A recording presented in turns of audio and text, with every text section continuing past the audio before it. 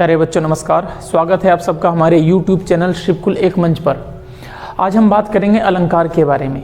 अच्छा, आप सब लोग जानते हैं कि अलंकार संप्रदाय के प्रवर्तक आचार्य भामह माने जाते हैं। आचार्य भामह ने अलंकारों को 3 भागों में बांटा था, जिनमें सबसे पहला आपका होता है शब्द अलंकार, दूसरा होता है अर्थालंकार और तीसरा होता है उभय अलंकार। लेकिन वर्तमान में अलंकारों का चौथा रूप भी आपका है, जिसको हम कहते हैं आधुनिक अलंकार।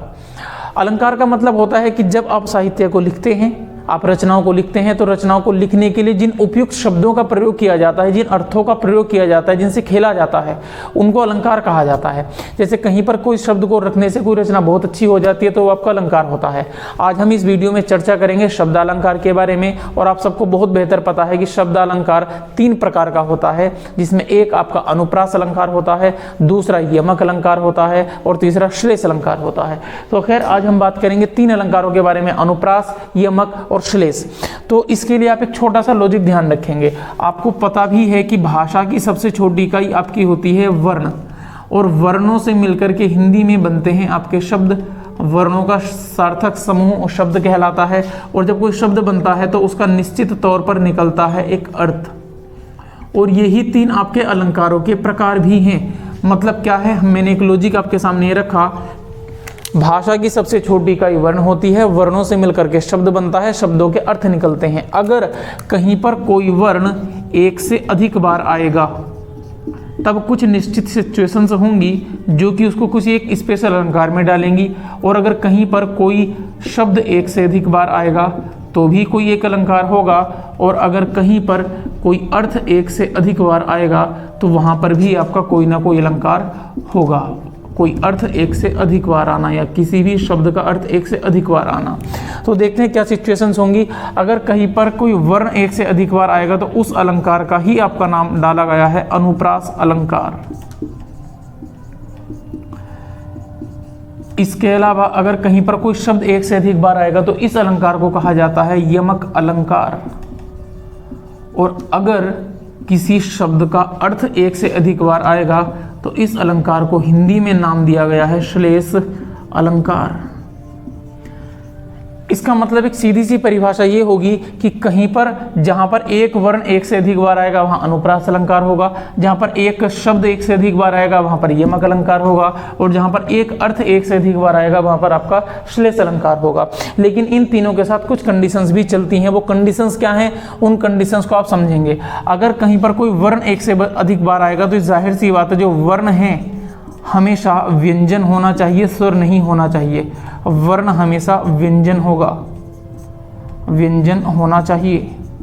यहाँ पर कंडीशन आपकी इसको कहा जाता है। दूसरी यहाँ पर भी कंडीशन अप्लाइड है। अगर कहीं पर कोई शब्द एक से अधिक बार आएगा तो कंडीशन क्या है, उस शब्द का कोई ना कोई अर्थ भी निकलेगा। तो इसमें कहा जाता है जितनी बार शब्द आएगा उतनी ही बार उसके अर्थ आने चाहिए, शब्द के बराबर अर्थ आने चाहिए। श्लेष में क्या है, जितनी बार वो आपका शब्द आएगा उसके अर्थ उस शब्द से अधिक आने चाहिए। और इसलिए इसको लिखा भी जाता है कि शब्द एक अर्थ अनेक। तो जाहिर सी बात है, अगर मैं आपसे बहुत टेक्निकली बात करूं आपके कंपटीशन के अकॉर्डिंग, तो कंपटीशन ये कहता है कहीं पर कोई वर्ण अगर एक से अधिक बार है और वर्ण आपका व्यंजन है तो अलंकार अनुप्रास होगा। कहीं पर कोई शब्द एक से अधिक बार है और जितनी बार शब्द है उतने ही उसके अर्थ हैं तो आपका यमक अलंकार होगा। और अगर कहीं पर किसी शब्द का अर्थ एक से अधिक बार है या उस शब्द से अधिक बार है तो वहाँ पर श्लेष अलंकार होगा। उदाहरण के तौर पर आप बहुत आसानी से समझ सकते हैं। मैं आपके सामने कुछ उदाहरण पेश भी करना चाहूंगा। मान लीजिए बतौर उदाहरण मैं आपसे अलंकार के उदाहरण लिख देता हूं अनुप्रास के। आपने एक उदाहरण लिखा है, सो सुख सुजस सुलभ मोहि स्वामी। सो सुख सुजस सुलभ मोहि स्वामी। तो यहाँ दोस्त स्थिति क्या है, यहाँ पर स्थिति ये है, यहाँ पर आपका से कई बार आ रहा है, रिपीटेशन आपका से का हुआ, और से अपने आप में व्यंजन है, स्वर नहीं है। तो इस स्थिति में यहाँ पर अलंकार माना जाएगा अनुप्रास अलंकार। मान लीजिए आपने सबने उदाहरण एक ये भी पढ़ा होगा, चारू चंद की चंचल किरणें खेल रही हैं जल थल में। चारू चंद की चंचल किरणें, तो यहाँ पर भी यही उदाहरण लगाया जाएगा, किरणें खेल रही हैं जलथल में। मैं केवल इतना ही लिख लेता हूँ, इसमें च वर्ण की आवृत्ति बार बार हो रही है, और जो च वर्ण है वो आपका च व्यंजन की बात कर रहा है, वर्ण में स्वर की बात आपकी नहीं हो रही। आपने एक बेसिक उदाहरण सबने भी पढ़ा होगा कि रघुपति राघव राजाराम। रघुपति राघव राजाराम।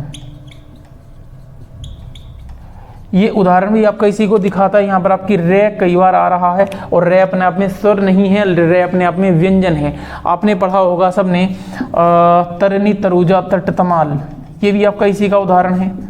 तरनी तरुजा तट तमाल, तरुवर बहुछाए, है ना। तो अगर आप बात करोगे तो यहाँ पर तय वर्ण आपका बार बार आ रहा है और तय अपने आप में व्यंजन है। इसके अलावा आप और भी देख सकते हैं, जैसे कि आपके सत्य स्नेह शील सुख सागर, ये भी इसमें आपका से आपका कई बार आया था। मुदित महीपति मंदिर आए, यहाँ पर आपका मैं आपका कई बार एक से ज़्यादा बार आया है और ये सब अपने आप में व्यंजन है। तो ऐसे अलंकार आपके हो जाएंगे अनुप्रास अलंकार। ठीक, इसके बाद हम बात करेंगे यमक अलंकार के उदाहरण की। देखते हैं यमक अलंकार के कौन कौन से उदाहरण कैसे कैसे हो सकते हैं। तो यमक की कंडीशन तो आप बहुत बेहतर तरीके से जानते ही हैं। यमक की कंडीशन ये है कि एक जो है शब्द एक से अधिक बार आएगा और जितनी बार शब्द आएगा उतनी ही बार उसका अर्थ आएगा। बतौर उदाहरण आपने सबने पढ़ा था काली घटा का घमंड घटा, ये उदाहरण आपका इसी अलंकार का है। काली घटा का घमंड घटा। अब यहां पर मतलब क्या हुआ इसका, पहले हम बात करते हैं अलंकार आपका कैसे निकला है। काली घटा का घमंड घटा, यहाँ पर घटा शब्द दो बार प्रयोग है। एक बार घटा का मतलब बादल से है और दूसरी बार घटा का मतलब कम होने से है। काले बादल जब नहीं बरसे तो उनका घमंड घट गया। तो इस लाइन का मतलब है यहाँ पर घटा का मतलब काले बादल और यहाँ पर घटा का मतलब कम होना। तो देखो शब्द जितनी बार आया है, दो बार शब्द है, दो ही बार उसके अर्थ हैं। आपने सुना होगा लाली मेरे लाल की जित देखूं तितलाल, लाली देखन जो मैं गई मैं भी हो गई लाल। मैं आधा ही लिखूंगा केवल, वहीं पर आपका आंसर आ जाएगा। लाली मेरे लाल की, लाली मेरे लाल की जित देखूं तितलाल, जित देखूं तितलाल। इसका मतलब क्या हुआ, यहाँ पर लाल का मतलब है पुत्र और यहाँ पर लाल का मतलब है आपका एक रंग से। तो ये भी आपका एक शब्द आपका दो बार आया है लाल, और दोनों बार इस लाल के मतलब या दोनों के अर्थ अलग हैं। इसके अलावा आपने एक उदाहरण सुना होगा कनक कनकते सोगुनी मादकता अधिकाय। केवल इतना ही आप लिख सकते हैं, कनक कनकते सोगुनी, कनक कनकते सोगुनी। यहाँ पर कनक के दो अर्थ हैं। पहले केस में कनक का मतलब आपका है सोना और दूसरा आपका कनक का आपका मतलब है धतूरा। कनक कनकते सोगुनी मादकता अधिकाय, बा पाए जग बोराए, बा खाए जग बोराए, बा पाए जग बोराए। एक को खा करके जग बोरा जाता है, पागल हो जाता है, और एक को पा करके जग पागल हो जाता है। तो यहाँ से धतूरा हुआ, यहाँ पर इसका अर्थ सोना हुआ।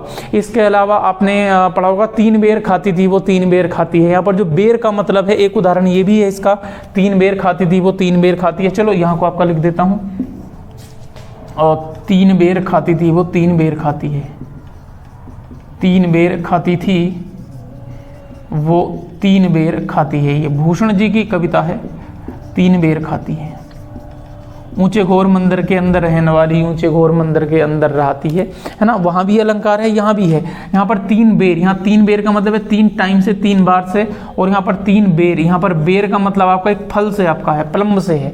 तो ये ध्यान रखेंगे आप। तो यहाँ पर क्या हुआ, सब कंडीशन में शब्द दो दो बार आए थे, एक से अधिक बार आए थे। जितनी बार शब्द आए थे उतनी ही बार उनका अर्थ भी निकला था। तो इस कंडीशन में आपका अलंकार चेक किया जाता है, यमक अलंकार। और तीसरे अलंकार के बारे में बात करेंगे, श्लेष अलंकार, जहाँ पर अर्थ एक शब्द के एक से अधिक बार आते हैं। शब्द आपका एक ही बार होता है।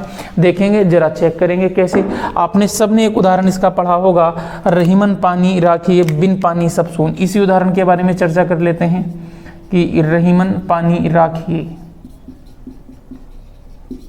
बिन पानी सब सून, बिन पानी सब सून। पानी बिनने उबरे मोती मानस चून, पानी बिनने उबरे मोती मानस चून।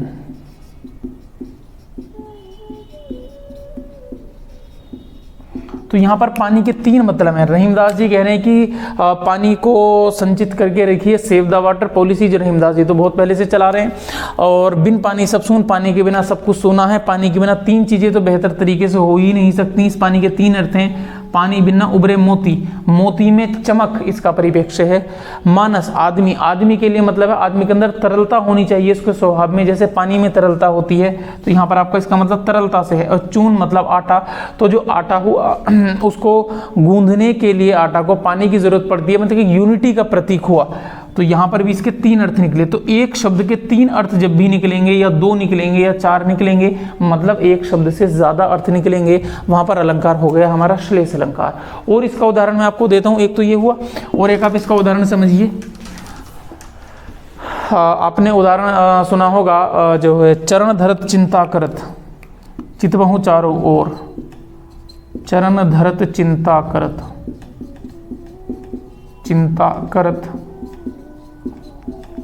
चितवन चारहूं ओर,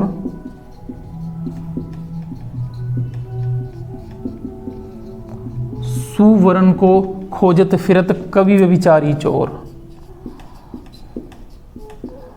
सुवर्ण को खोजत फिरत कवि व्यभिचारी चोर।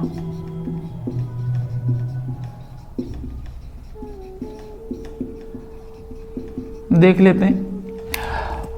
तो यहाँ क्या मतलब है, यहाँ पर भी जो सुवर्ण है इसके भी 3 मतलब हैं। सुवर्ण, सुवर्ण कवि के लिए इसका आपका मतलब है सुंदर वर्ण या सुंदर अक्षर, शब्द वही है।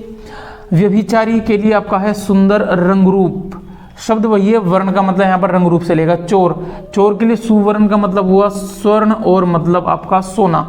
तो एक शब्द के 1 से ज्यादा अर्थ निकल रहे हैं, यहाँ पर तो 3 अर्थ निकल रहे हैं, तो आपका अलंकार हो जाएगा श्लेष अलंकार। इसके अलावा ऐसे ही, और मैं अगर आपसे एग्जाम्पल की बात करना चाहूँ, आपने एक एग्जाम्पल और सुना होगा, मैं ओरली आपको बोल देता हूँ। जैसे कि आपका जदबी सुजाति सुलक्षणी, सुबरन सर सुव्रत, भूषण बिना ना विराजई, कविता वनिता मित्त। कि भूषण के बिना 3 चीज़ें अच्छी नहीं लगती।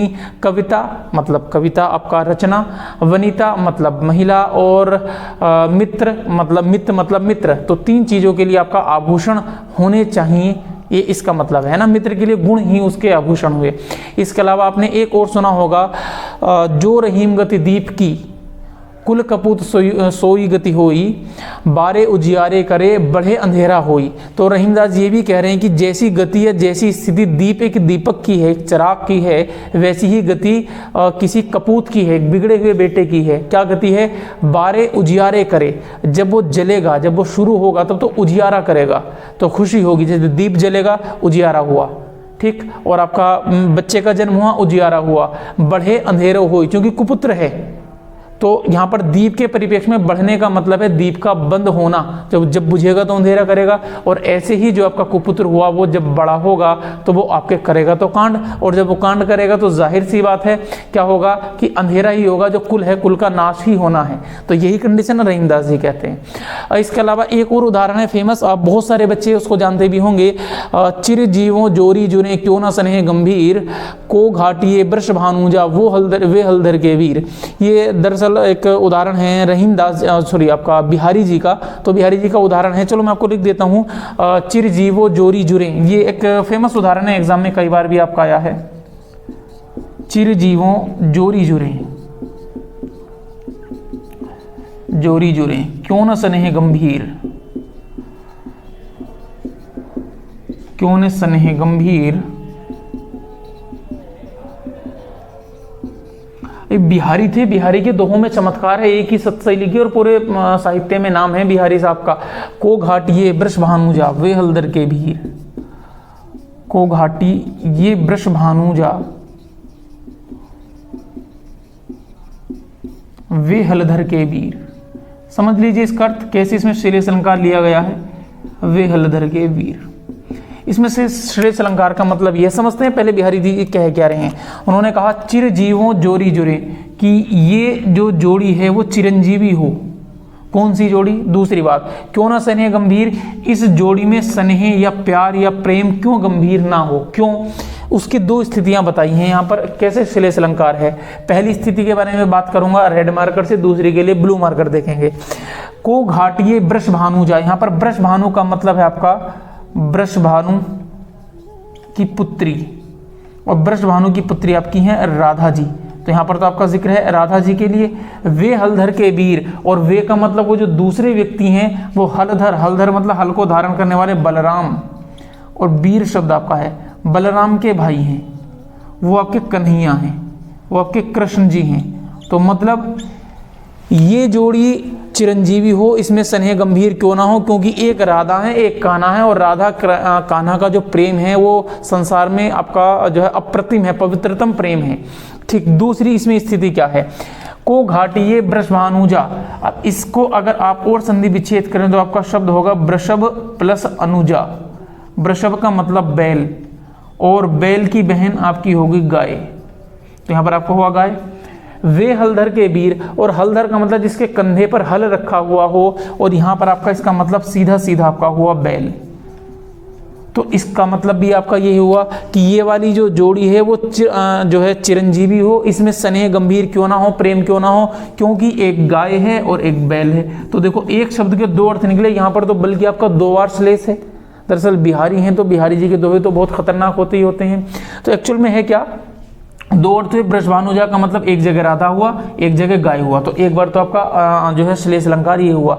दूसरी बार हलधर का मतलब एक बार कन्हैया या कृष्ण हुआ, दूसरी बार हलधर का मतलब बैल हुआ, तो दूसरी बार आपका ये अर्थ हो गया।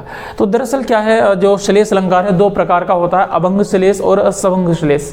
तो ऐसी कंडीशन में जो अभंग श्लेष है उसकी पहचान तो बड़ी आसानी से हो जाती है। जैसे मैंने आपको उदाहरण लिखाया था रहीमन पानी राखिए, ये अभंग श्लेष का उदाहरण था, है ना। आपको बताया था चरण धर चिंता करत यद्यपि सुजाति सुलक्षणी, जो पहले वाले तीन उदाहरण थे वो अभंग श्लेष के थे, और बाद वाले जो दो आपको बताए थे जो रहीम गति दीप की कुल कपूत गति होई, बारे उजियारे करें बढ़े अंधेरो होई, तो ये वाले, और आपका साथ में जो है चिरजीवो जोरी जुरे क्यों न सने गंभीर, को घाटिये वृषभानुजा वे हलधर के वीर, इसमें आपका अभंग अलंकार अभंग श्लेष था दोनों में। ठीक, ध्यान रखेंगे। अगली वीडियो जल्दी से बनाएंगे। अभी हम चर्चा करेंगे जो आपका जो अनुप्रास अलंकार है। अनुप्रास के आपके कई सारे हिस्से होते हैं, छेकानुप्रास है, वृत्तानुप्रास है, श्रत्तानुप्रास है, लाटानुप्रास है, अंत्यानुप्रास है। 5 प्रकार तो आपके ठीक ठाक होते ही होते हैं, इसके बारे में चर्चा करेंगे। कभी चर्चा करेंगे आपका श्लेष अलंकार के भी जो दो उदाहरण जो आपके प्रकार होते हैं, अभंग श्लेष और सभंग श्लेष, ये कौन कौन से होते हैं। खैर, तब तक आप अपना ध्यान रखें, वीडियो को लगातार देखते रहें। बहुत जल्दी अगली वीडियो में आपसे मिलते हैं। वीडियो देखने के लिए धन्यवाद, शुक्रिया।